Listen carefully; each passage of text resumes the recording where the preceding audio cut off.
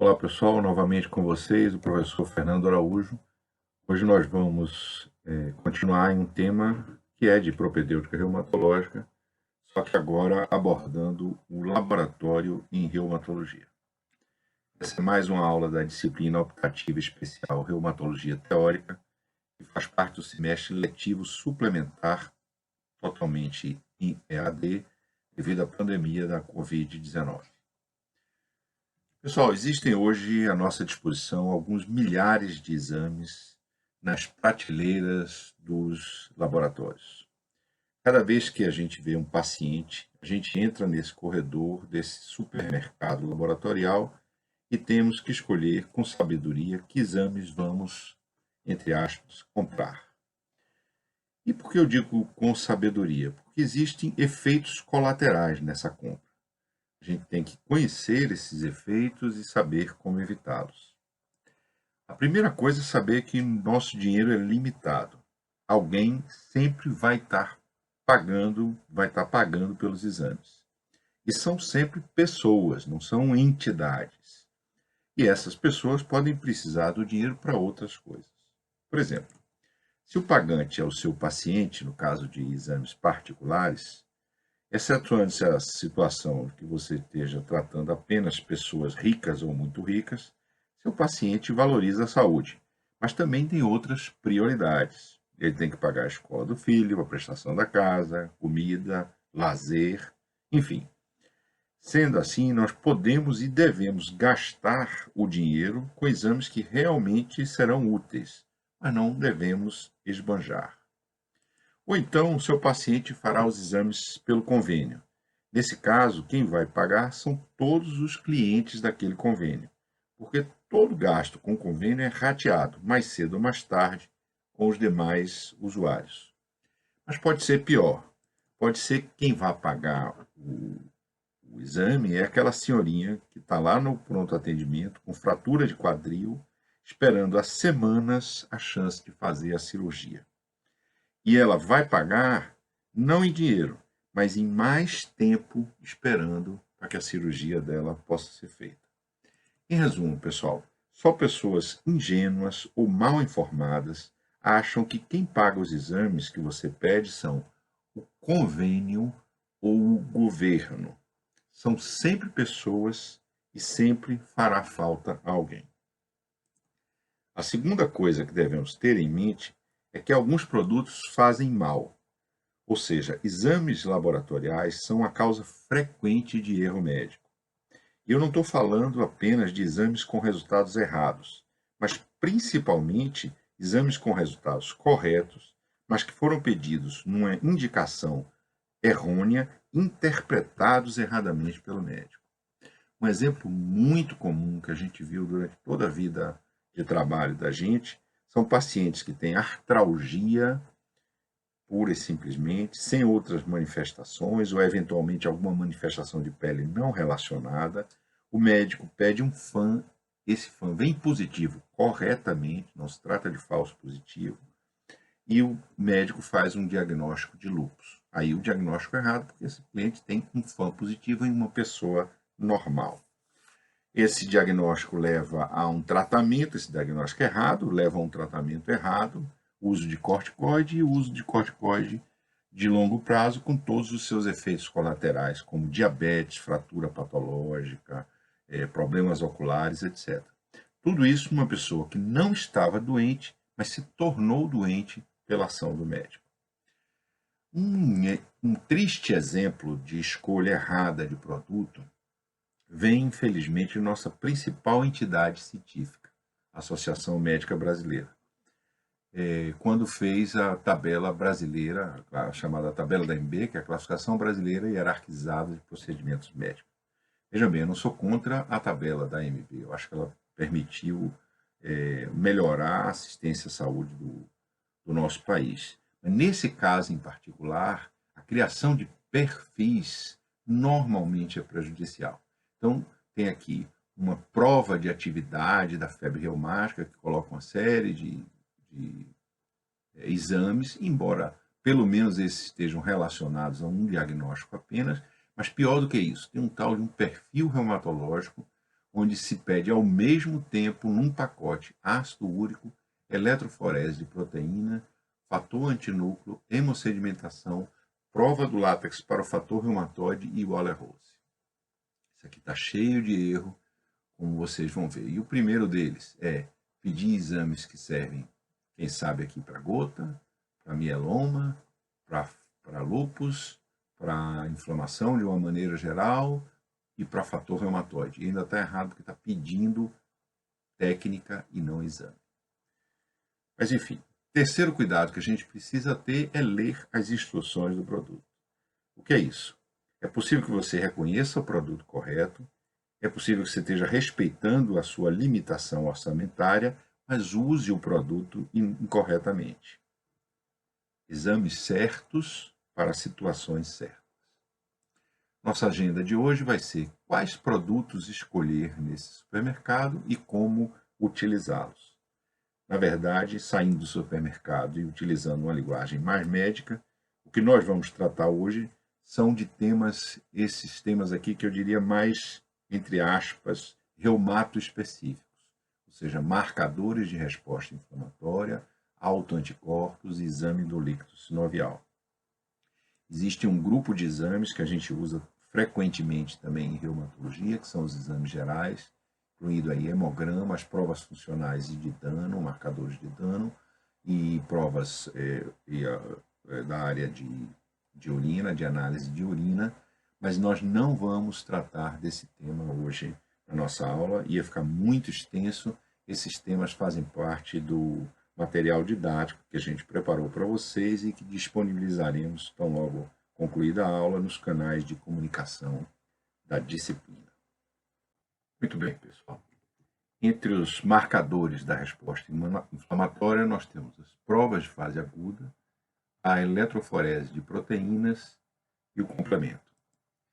Na verdade, essa denominação provas de fase aguda ela não é muito acurada, uma vez que essas proteínas aumentam ou se mantêm aumentadas se o estímulo inflamatório é mantido, mesmo em fases crônicas.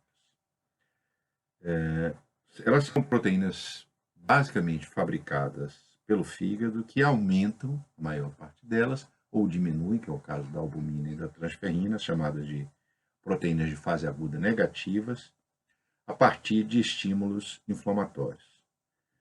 Na verdade, elas não são meros marcadores do processo inflamatório, ou seja, elas não aumentam ou diminuem para anunciar a inflamação. Elas participam ativamente e positivamente, na maior parte das vezes, do processo. Por exemplo, elas participam do reconhecimento e da eliminação de patógenos. É o caso da proteína C reativa, do complemento do C3 e do fibrinogênio. Além disso, elas fazem uma limitação do dano tecidual. Isso é feito por várias proteínas que são do grupo alfa-1 e alfa-2. E, por fim, elas atuam na restauração tecidual, que é o caso do componente C1 do complemento, da proteína amiloide sérica e da aptoglobina, entre outros. As principais provas de fase aguda utilizadas são a proteína C reativa e a velocidade de hemossedimentação. Veja que eu não estou encontrando aqui uma proteína da hemossedimentação. Na verdade, eu puxei a velocidade de hemossedimentação a partir do fibrinogênio. Isso ocorre porque a velocidade de hemossedimentação, na verdade, é uma prova indireta da presença de fibrinogênio. Para ser mais preciso ainda, principalmente de fibrinogênio, mas de outras proteínas séricas com carga elétrica positiva. E por que isso? Porque as hemácias elas são carregadas negativamente. Por terem a mesma carga, elas tendem a se repulsar umas às outras. Quando o ambiente está muito cheio de proteínas carregadas positivamente ou que anulem essa carga elétrica das hemácias, essa anulação faz com que seja mais fácil as hemácias ficarem juntas, formarem aglomerados. E ao formarem aglomerados, que são mais pesados, eles terminam por sedimentar mais rápido. Então, Em última análise, o que é a velocidade de hemossedimentação? É uma prova muito simples. Você pega um frasco milimetrado às avessas, a gente vai ver aqui, começa 0, depois 10, 20, vai subindo para lá, para trás, à medida que desce, e a sedimentação faz com que as hemácias desçam, o plasma fique acima. Decorridos, você coloca lá o sangue do paciente, decorridos exatos 60 minutos, você vem aqui e simplesmente lê quantos milímetros está a coluna de sedimentação do sangue. Esse é um exame muito simples, é muito fácil de realizar em qualquer lugar do país, qualquer canto aí dos rincões do país. Você, usando a técnica correta, vai ter uma boa velocidade de hemossedimentação. Quais são as desvantagens? Primeiro, ele sofre interferente. Qualquer coisa que interfira no tipo, no número, na forma das hemácias, pode interferir na velocidade de hemossedimentação. A idade também é um interferente na VHS, além de presença de outras doenças não reumáticas. É uma prova muito pouco específica, muito sensível, pouco específica. Além disso, o VHS tem um problema, ela tem uma normalização tardia. Como é que a gente vê isso? Se a gente for acompanhar aqui, a partir do estímulo inflamatório, o fibrinogênio vai subindo, mas aqui decorridos ainda 14 dias do processo inflamatório, ele ainda está alto e vai demorar a descer. Então, ele não caminha par a passo com o processo inflamatório.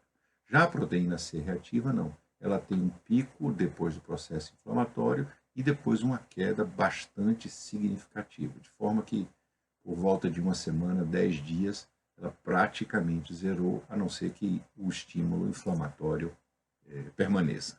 Então, ela tem uma normalização precoce e isso é uma vantagem da proteína C reativa. Além disso, ela possibilita a automação. Então, o laboratório pode fazer dezenas, milhares de exames numa mesma batelada. Quais são as desvantagens? Primeiro, o custo. Hoje, o padrão ouro da proteína C reativa é a nefalometria, que é um método caro. E a proteína C reativa, na verdade, tem um impacto menor nas diversas doenças reumáticas. Então, se a gente for ver aqui uma doença reumática clássica da inflamação, que é a artrite reumatoide, mesmo uma artrite reumatoide ativa, a proteína C reativa aumenta, mas não aumenta de forma muito significativa. Na espondilite anquilosante ela costuma estar normal, no lúpus ela costuma estar normal. Ela aumenta, a proteína C reativa vai aumentar de forma mais significante em duas situações. Ou na eventualidade de uma vasculite sistêmica ativa, ela aumenta bastante, e na presença de infecção, principalmente em se tratando de infecção bacteriana. Então, esse trabalho que fez uma comparação do comportamento da PCR no lúpus com e sem infecção, o lúpus em atividade, mas sem infecção, e aquele com infecção discreta, moderada ou severa, viu que houve uma relação direta entre infecção e proteína C reativa. A gente foi verificar aqui, esse é um grifo meu, que se a gente colocar 10 mg por decilitro como ponto de corte, a gente não vai ter nenhum, fora esses outliers aqui, nenhum paciente com lúpus em atividade sem infecção. Então, esse é um ponto de corte, vamos dizer assim, bastante significativo para a infecção nesse caso. Uma outra prova muito importante é a eletroforese de proteína. A eletroforese é um meio de separação de substâncias que se baseia na carga elétrica das substâncias e no peso molecular. Então, classicamente, ela separa as proteínas séricas em 5 bandas: albumina, alfa-1, alfa-2, beta e gama-globulina. Como a gente já viu, várias dessas proteínas que a gente está vendo aqui participam ou são provas de fase aguda. Tem aqui a albumina e a transferrina, de prova de fase aguda negativa, as diversas alfa-1 e alfa-2 globulinas, que são proteínas de fase aguda positiva, e também aqui na transição beta, gama e gama, as imunoglobulinas. Então, A eletroforese de proteína representa um painel das proteínas do sangue e poderia ser um painel das proteínas de fase aguda. E foi durante muito tempo usado com esse objetivo. Só que hoje em dia é muito mais simples, é muito mais custo-efetivo a gente dosar eventualmente e individualmente essas substâncias do que fazer uma técnica que é, de novo, trabalhosa e não sujeita à automação, como é a eletroforese de proteína. Existe, entretanto, uma situação em que ela é muito útil, que é a verificação de pico monoclonal na faixa das gama-globulinas, aqui já na transição beta-gama. Esse é o indicativo de gamaopatia monoclonal e a mais significativa delas, a possibilidade de um mieloma múltiplo.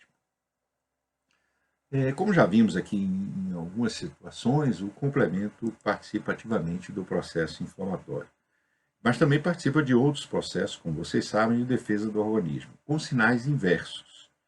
Ao participar do processo inflamatório, o complemento aumenta, porque funciona como prova de fase aguda.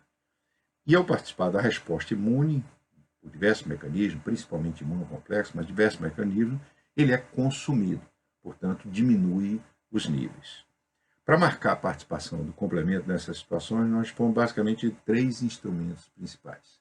O complemento hemolítico, que é uma prova funcional, que mede a função geral do complemento, e os testes quantitativos, principalmente C3 e C4, que medem ativação e consumo dos componentes pela via clássica, C3 e C4, ou pela via alternativa, quando o impacto é só em C3.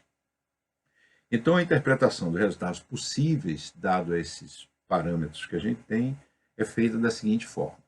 Um consumo clássico do complemento, via clássica, mas o achado clássico dos exames é uma redução do complemento hemolítico e uma redução também significativa de C3 e C4. Se é a via alternativa que está sendo mais utilizada, o C4 permanece normal. Quando a gente tem apenas um aumento por reação em fase aguda, a gente vai ter o complemento hemolítico vai estar normal e o C3 e C4 vão estar mais discretamente aumentados. Uma situação que a gente tem que considerar é a possibilidade de consumo e reação de fase aguda estarem ocorrendo ao mesmo tempo, e aí, eventualmente, a gente vai ter um vetor subindo e um vetor descendo, a gente vai ter normalização de C3 e C4, mas como está havendo consumo, o complemento hemolítico cai. Uma coisa também que a gente tem que ficar bastante atentos é para a possibilidade de um falso positivo para consumo, ou seja, quando a gente tem complemento hemolítico normal e C3 e C4 baixo. O que acontece? C3 e C4 são proteínas termolábeis. Então, a depender, e outra, nem todo laboratório faz a dosagem do complemento. Então, às vezes, ele manda para outro laboratório. Se ele não tiver cuidado no transporte, seja para outro laboratório, seja mesmo entre o posto de coleta e o lugar onde se faz o exame, e esses componentes forem expostos a calor, eles deterioram e dão um resultado falsamente baixo. E, por último, a gente tem que estar atento para a possibilidade de um complemento hemolítico indetectável significar uma deficiência hereditária de componentes do complemento. Resumindo, pessoal, em relação a marcadores da inflamação, o VHS ele tem mais um valor preditivo negativo do que positivo. Como ele tem uma sensibilidade muito grande, mas é pouco específico, ele é mais útil para dizer que provavelmente a gente não está diante de um quadro inflamatório quando a gente tem lá nosso paciente com uma artralgiazinha, com sintomas gerais, e a gente faz um VHS e vem normal. A proteína C reativa ela é mais útil para verificar a presença de infecção bacteriana nos nossos pacientes e também pode servir para o acompanhamento das vasculites sistêmicas, da atividade de vasculites sistêmicas.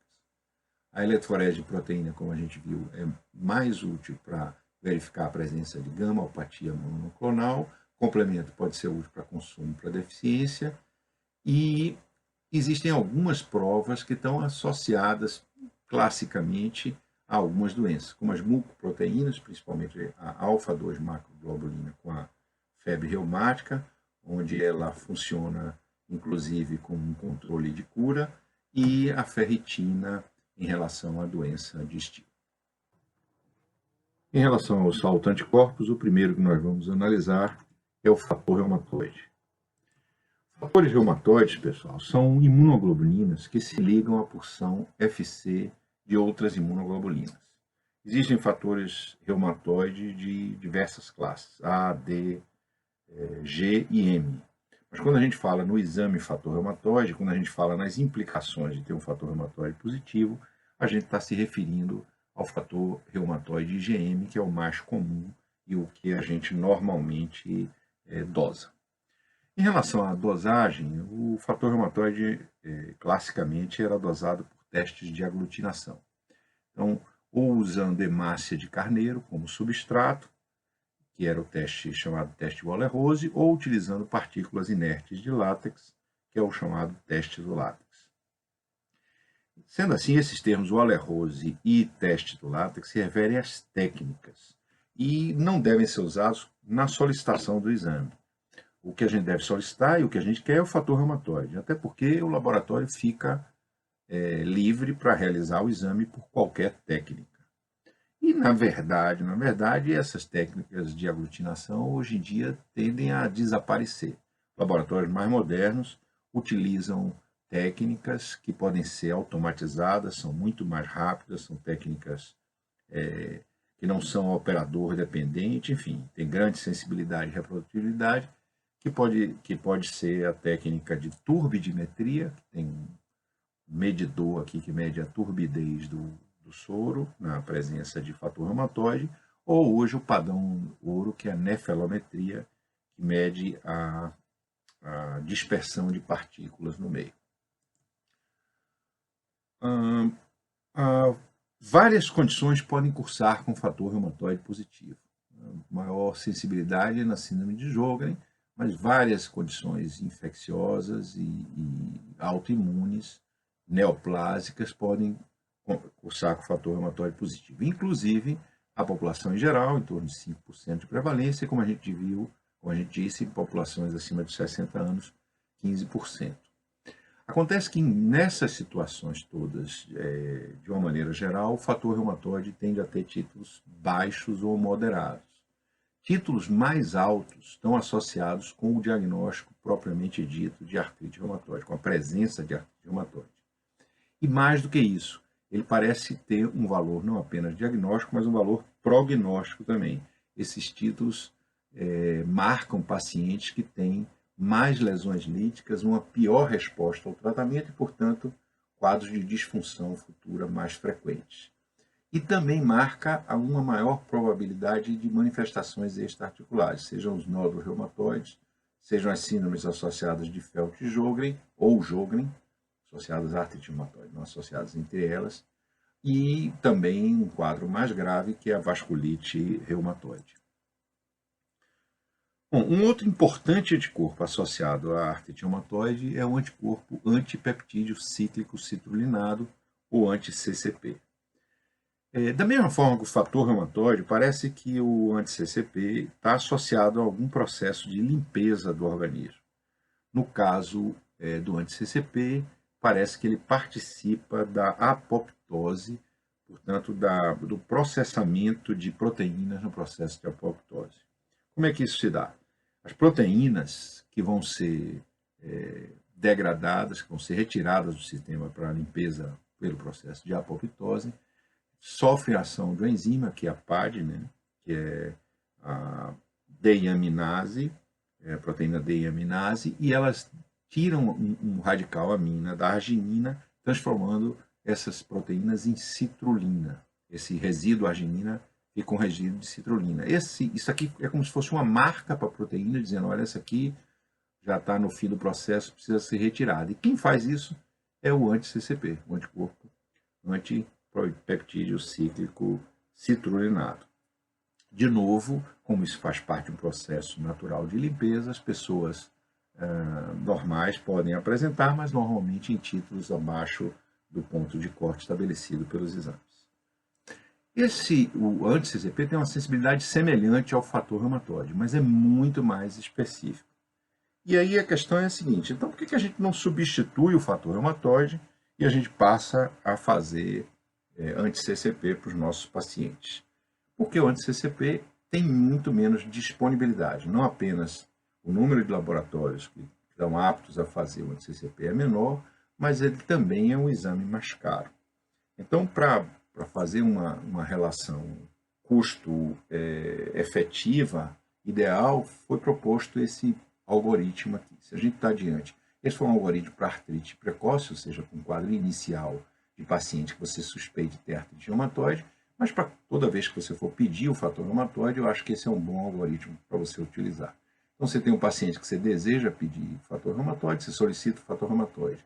Se esse fator reumatoide está 2 vezes acima do valor de referência máximo, ele já diz a você tudo o que você quer saber, ou seja, você tem um alto risco de estar diante de uma artrite reumatoide que vai ser persistente, erosiva e vai ter mais chance de ter manifestações extraarticulares. Se, entretanto, o fator reumatoide está em títulos mais baixos, ou seja, abaixo de 2 vezes o ponto referencial mais alto, vale a pena, então, e você tem uma suspeita importante de artrite reumatoide, vale a pena solicitar o anti-CCP. Se ele é positivo, resolveu sua questão. Se ele é negativo, ou seja, ele é duplamente negativo, há uma menor chance de ter uma artrite persistente. Então, vale a pena repetir a investigação dali a 6 meses. Bom, e o que talvez seja a estrela dos autoanticorpos em reumatologia, o fator antinúcleo. O princípio do FAN é bastante simples. Se eu tiver um soro contra constituintes nucleares, expor esse soro a um tecido rico em núcleos, esses anticorpos vão se fixar aos seus antígenos nucleares correspondentes. Para impedir que fiquem soltos ali, que não sejam um artifício, a gente vai fazer incubação para dar tempo de se grudar direitinho e depois lava para não deixar nenhum restozinho. Se for negativo, vai lavar tudo, não vai mostrar nada. Se for positivo, a gente vai conseguir revelar essa positividade colocando um anticorpo, uma antipulsão FC de imunoglobulina marcado com fluoresceína e vai ver lá no microscópio de imunofluorescência que há um tipo de fluorescência associada ao tipo de antígeno que esse anticorpo se ligou. Bom, antigamente esse tecido rico em núcleos era fígado de rato ou rim de camundongo. E daí a gente tirava 4 padrões possíveis: homogêneo, pontilhado, periférico e nucleolar. Não passava disso.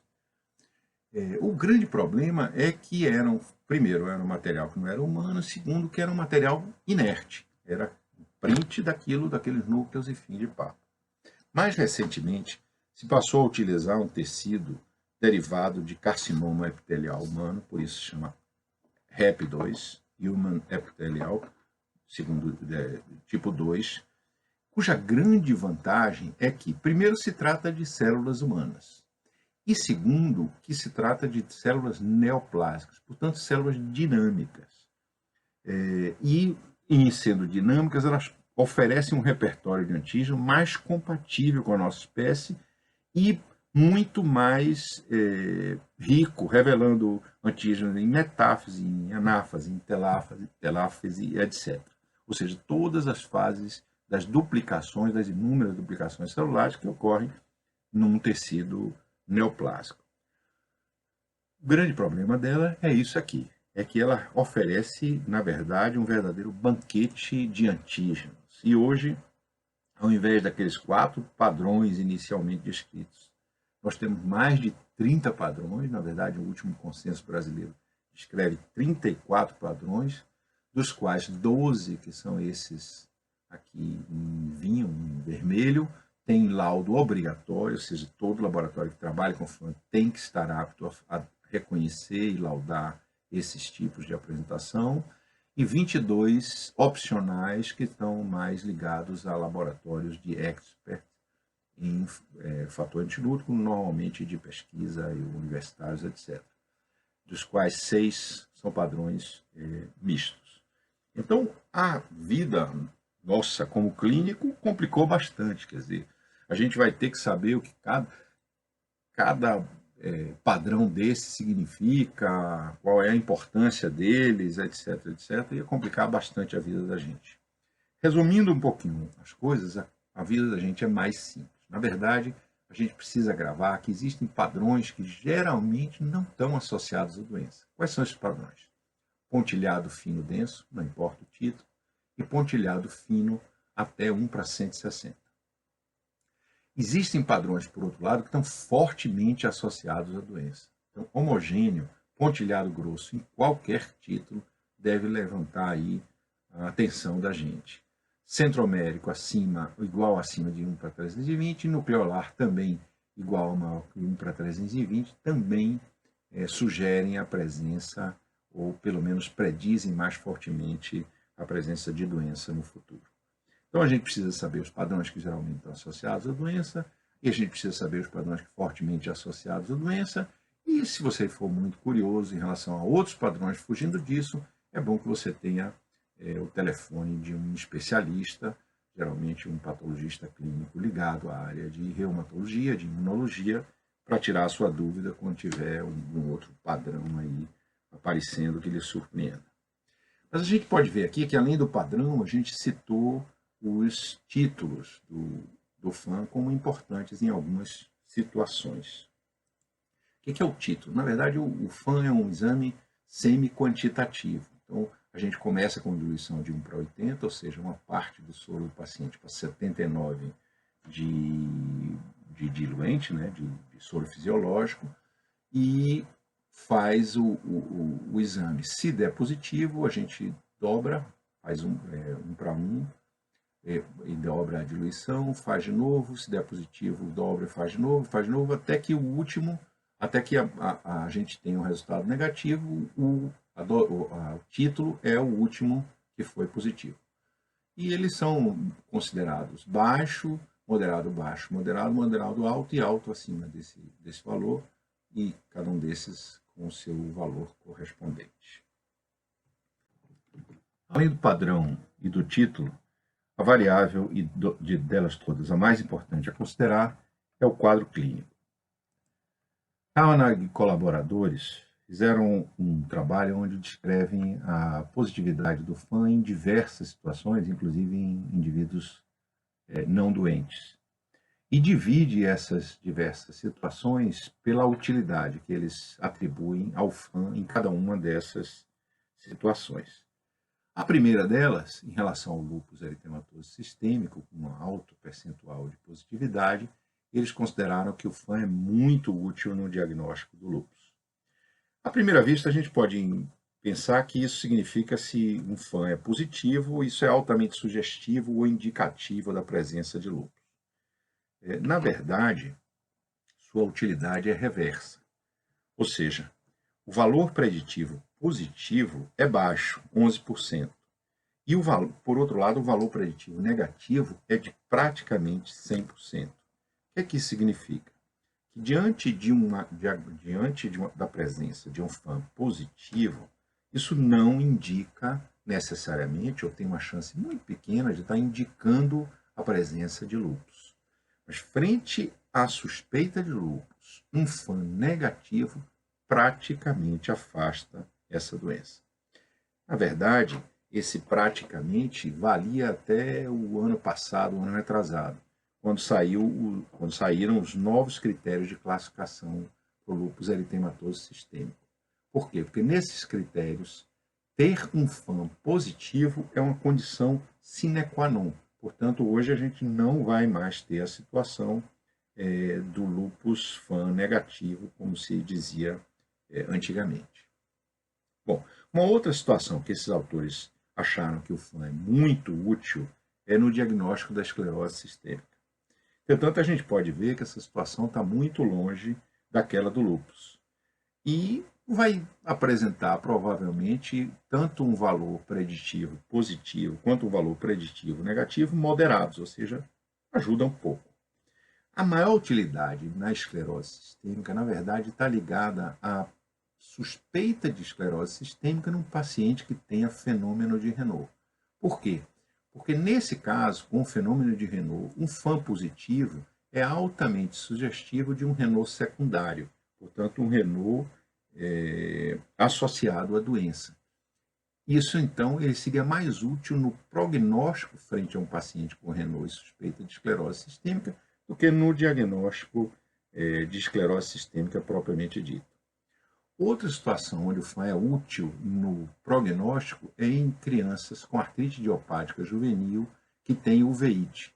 A presença de FAM nesses pacientes indica uma maior chance deles evoluírem com a uveíte crônica, evoluindo também para a amaurose. Então, pacientes que têm artrite idiopática juvenil, FAM positivo, devem ter um protocolo de observação oftalmológica mais a miúde.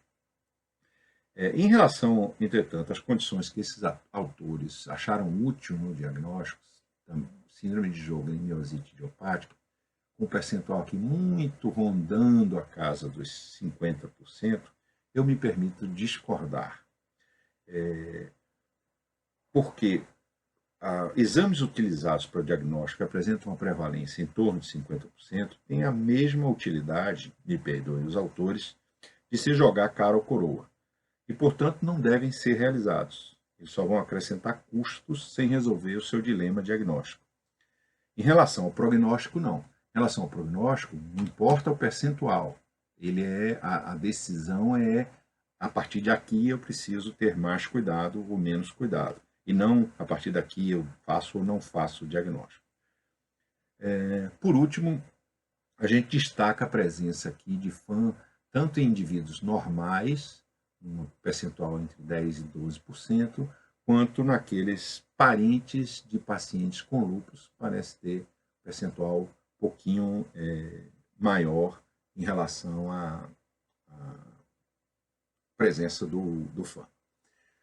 Em relação a esses trabalhos em pacientes normais, a gente destaca especialmente o trabalho de Marise e colaboradores por dois motivos. Primeiro, foi feito com a população nossa, a população brasileira, e segundo, é um trabalho mais recente, portanto, já dentro dos critérios com célula EP2, dos critérios dos consensos brasileiros.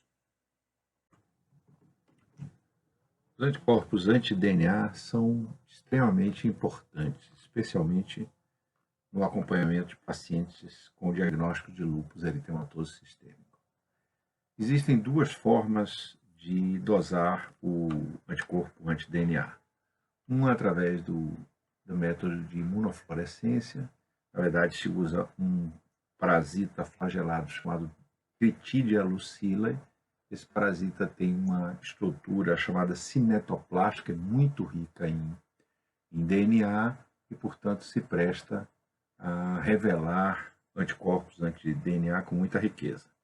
Esse é um exame um pouco mais trabalhoso, como todo exame de fluorescência, não sujeito a automação, mas ainda permanece no rol de exames dos laboratórios porque tem grande especificidade. Com menor especificidade, mas com a vantagem de poder ser automatizado, principalmente por ser quantitativo, uma outra maneira da gente dosar o anti-DNA é por ELISA. E a gente vai ver que isso é importante, ter um anti-DNA quantitativo, porque o anti-DNA não apenas serve para o diagnóstico de lúpus, com alta especificidade, mas ele apresenta ao longo do tempo subidas e descidas que têm uma boa correlação com a atividade de doença. Então, ele é um anticorpo que serve tanto para o diagnóstico como para o acompanhamento. Um parênteses aqui em relação a esse DS que vocês estão vendo, isso significa double stranded, ou seja, dupla hélice. Significa que é um anticorpo contra o DNA natural, aquele DNA que a gente conhece que tem as duas cadeias. Existe também anticorpos contra o DNA SS, ou seja, single stranded, ou hélice simples, que são anticorpos, são formas desnaturadas do DNA. Nesses casos, nas formas desnaturadas, não tem a mesma importância do anti-DNA DS e pouca, se alguma, utilidade clínica. Um outro anticorpo de altíssima especificidade para o lúpus é o anticorpo anti-SM. Alguns autores chegam a colocar como se a presença do anti-SM fosse patognomônica de lúpus. Na verdade, não é bem assim. Quando o anti-SM foi descrito pela primeira vez, e uma curiosidade, esse SM é de Smith, que era o sobrenome do primeiro paciente onde se viu esse anticorpo. Quando ele foi descrito por uma técnica extremamente, vamos dizer, específica, mas muito trabalhosa, que era a técnica de imunodifusão dupla, radial ou técnica de Austerlone. Essa técnica é uma técnica muito específica, mas muito difícil de fazer e também, novamente, difícil ou impossível de automatizar. Já o ELISA, como a gente sabe, é fácil de realizar, é possível de automação e tem um custo muito melhor do que a técnica de Austerlone. Entretanto, e aí é que está a questão, quando a gente faz por ELISA, ela baixa a especificidade. Então, aquela história lá do patognomônico vai para o espaço. E o que é pior, hoje em dia, praticamente a totalidade dos laboratórios faz o anti-SM por ELISA. Então, a gente tem o anti-SM quando a gente faz por imunodifusão radial ou por Western blot, uma sensibilidade mais baixa e aquela especificidade dita como patognomônica. Quando a gente vai por ELISA, não. Aumenta muito a sensibilidade, mas cai muito a especificidade. Muito poucos laboratórios, na verdade, eu só conheço um, faz um algoritmo mais útil para o médico. Ele faz ELISA para todos os pacientes quando o médico pede anti-SM e nos que dão positivo ele repete pela técnica de Austerlone, só liberando os resultados que são confirmados positivos. Mas 90% das vezes que você pedir um exame de laboratório, que você vai estar tendo é ELISA, então pense que a sua especificidade é apenas de 60%.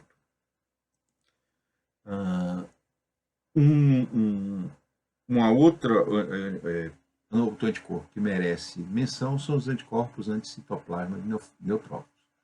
Eles são demonstrados, inicialmente foram demonstrados por imunofluorescência em neutrófilos, como o nome já diz, com um padrão que é citoplasmático ou padrão perinuclear, com as associações clínicas, o CEANCA com a associação forte com granulomatose com poliangeite, que era antigamente chamada de granulomatose de Wegener, e o PEANCA com glomerulonefrite paucimune e poliartrite microscópica. Mais recentemente, se viu que esses padrões de fluorescência estão associados com anticorpos contra estruturas específicas do núcleo. Então, o CEANCA está associado com antimieloperoxidase, que pode ser dosada por ELISA, e o PEANCA com antiproteinase 3. São várias as associações clínicas, essas em letras maiores as mais frequentes, mas também acontece uma série de outras condições não reumáticas. Outro grupo importante de autoanticorpos são os anticorpos antifosfolípides, que estão associados com a síndrome do mesmo nome, a síndrome antifosfolípide, caracterizada basicamente por fenômenos tromboembólicos, tanto arteriais quanto venosos, e um aumento de morbidade gestacional. 3 tipos de anticorpos antifosfolípides são os mais utilizados: o anticoagulante lúpico, a anticardiolipina e a anti-beta-2 glicoproteína 1. E aqui um parênteses, o anticoagulante lúpico é um nome que foi dado quando o anticorpo foi demonstrado pela primeira vez. Ele, in vitro, quando ele foi demonstrado, ele era anticoagulante e estava associado sempre com pacientes lúpicos. Mas na prática, in vivo, ele é um procoagulante, não um anticoagulante, por isso que está associado com esses fenômenos tromboembólicos. E o lúpico também não é muito apropriado, porque grande parte dos pacientes que têm a síndrome de fosfolípide não têm lúpus eritematoso.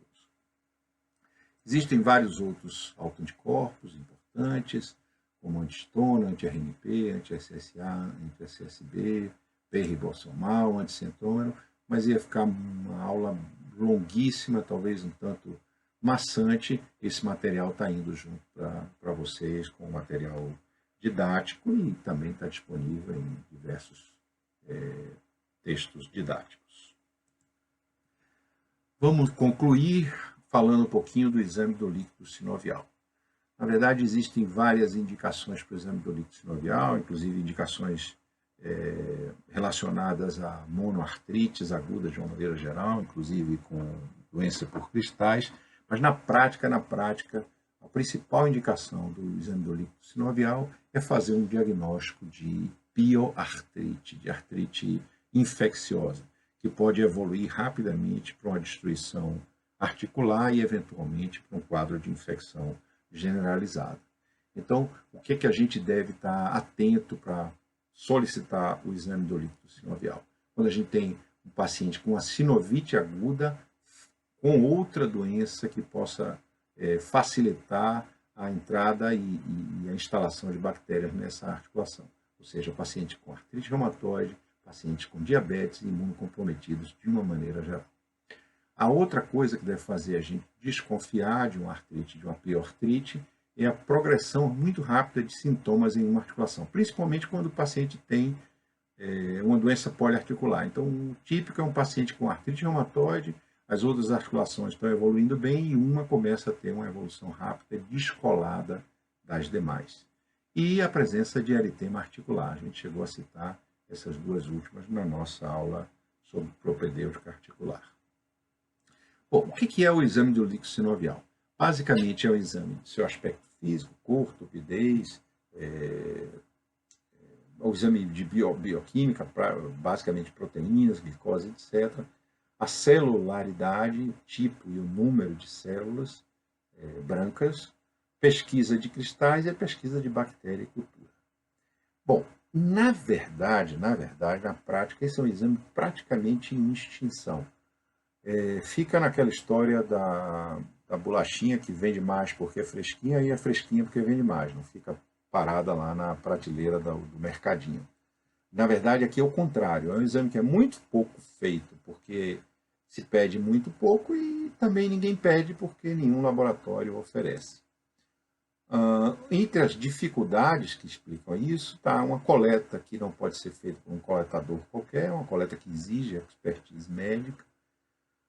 Os exames de bioquímica e celularidade têm baixa especificidade e reprodutibilidade, é um exame difícil. A pesquisa de cristais exige equipamentos específicos, alguns deles que só servem para isso, então não tem muito sentido para o laboratório adquirir. E, para completar, a remuneração é insuficiente. A tabela MB, que é a tabela utilizada pela maioria dos convênios para pagar os exames, não tem uma remuneração suficiente feita às exigências do teste. Na prática, isso não é também tão complicado não, porque uma vez que o que a gente quer mesmo é fazer o diagnóstico de uma pioartrite, então o que a gente precisa mais é da parte bacteriológica.